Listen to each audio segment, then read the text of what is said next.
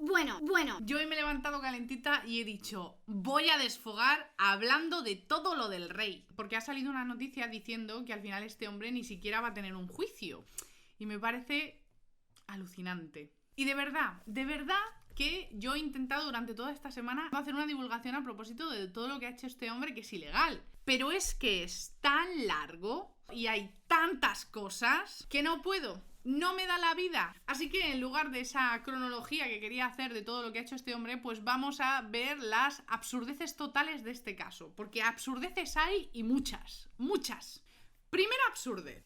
Yo creo ya que para empezar, que una persona de 74 años se vaya a montar a caballo por la sabana matando a escopetazos a Dumbo, pues ya es bastante... da para un meme. Pero es que encima que esto lo haga el rey, el jefe del Estado español, en un momento económico nefasto para el país, con un 25% de paro, con una bajada del PIB, con un 50% de paro juvenil, con una deuda pública galopante, con la prima de riesgo a 500 puntos o más, y además con el mensaje generalizado en todas las cadenas De que hemos vivido por encima de nuestras posibilidades y que hay que apretarse el cinturón.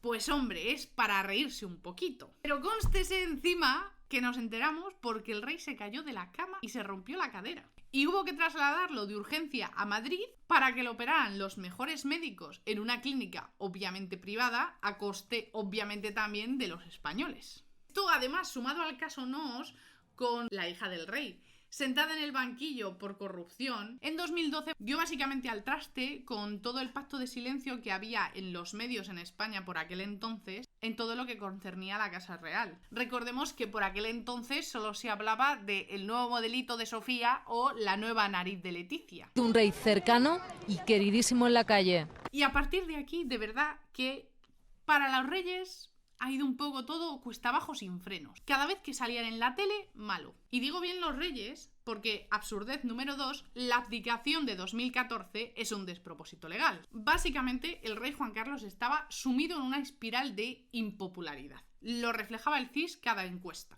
Y la Casa Real se esforzaba por dar cobertura y espacio a el rey prometido. El súper mega preparado y la gran promesa...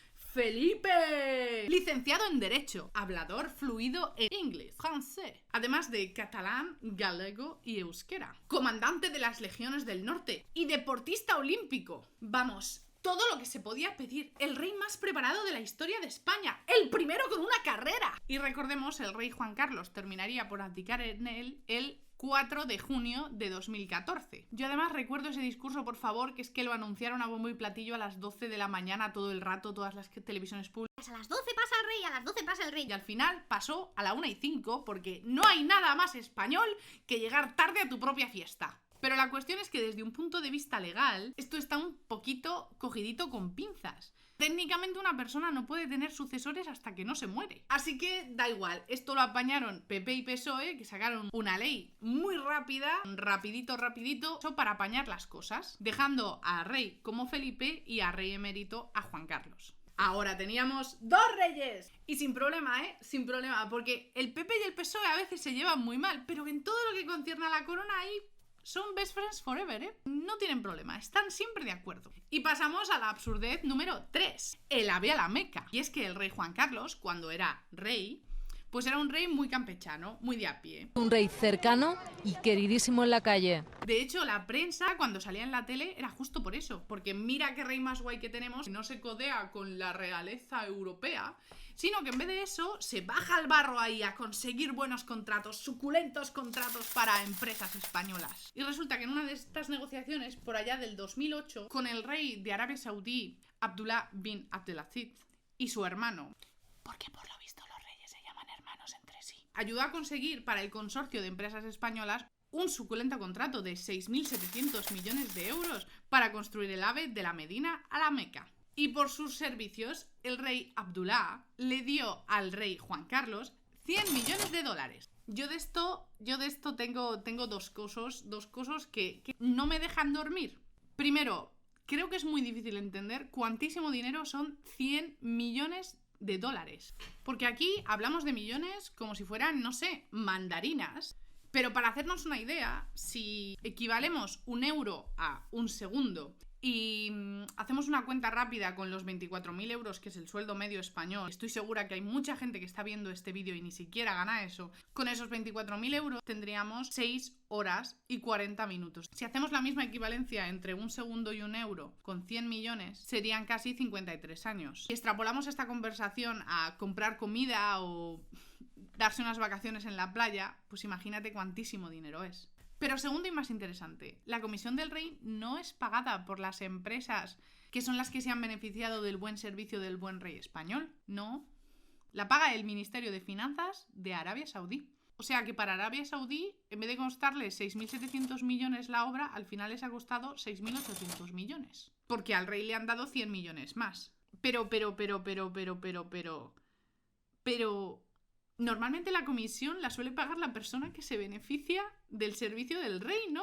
Pues no sé, quizás alguien tendría que investigar cómo se presupuestó el contrato entre la Medina y la Meca. Porque del consorcio de empresas españolas, en las que había una veintena, está Renfe, que es una empresa semipública, y tenemos las cuentas de la obra. Y digamos que la obra no ha salido exactamente bien. Por lo visto ha tenido unos sobrecostes de 150 millones y se ha perdido dinero. Se hace que tú vas al desierto, construyes un tren y te van a pagar 10, pero al final el tren te ha costado 12, entonces pierdes dinero. Yo me pregunto, ¿quién ha pagado esos 150 millones de sobrecostes que había de más? No sé, todos los españoles estamos aquí financiando el AVE de la Medina a la Meca. Pregunta. Pero bueno, da igual, independientemente de estas conjeturas, el rey se llevó 100 millones y no te creas tú que se los iba a llevar a España para tributar como buen ciudadano español. No. Se los llevó a Suiza y los puso a nombre de una cuenta de una fundación panameña a su nombre. Y vamos con la absurdez número 4.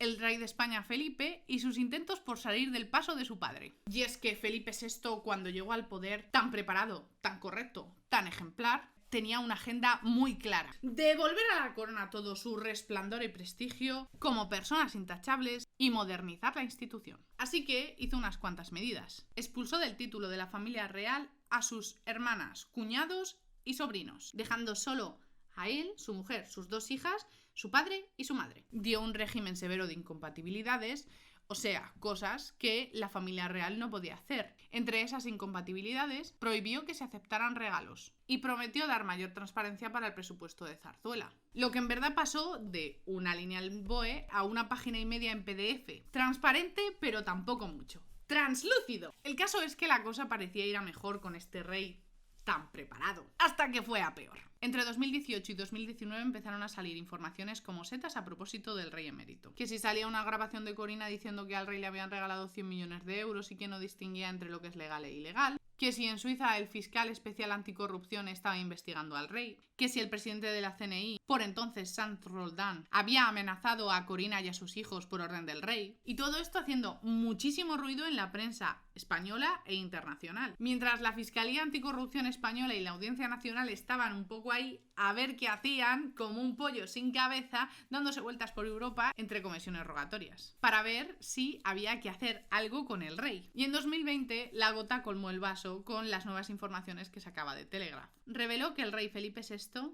junto a su padre, era beneficiario de una sociedad en Panamá con 65 millones de euros. ¿Y qué hizo Felipe VI? Renunció a la herencia de su padre y le quitó la asignación real, lavándose las manos diciendo que él no tenía ningún tipo de conocimiento de esta cuenta. Pregunta aparte cómo una persona puede tener 65 millones y estar puesta en una cuenta en el extranjero sin haber firmado ningún papel a propósito de ello. Pero eso no es el despropósito. Realmente el despropósito legal es renunciar a la herencia. Primero, porque no se puede renunciar a la herencia de nadie sin que la persona haya muerto antes. Pero es que encima la herencia en España, según el Código Civil, es un todo o nada. O la coges toda o la dejas toda. Quiero decir, si el rey Felipe quiere renunciar a toda la herencia de su padre, tendría que renunciar también a su título de rey. Porque al fin y al cabo es de su padre de quien ha recibido el título de rey, ¿no? Pues no, se ve que no.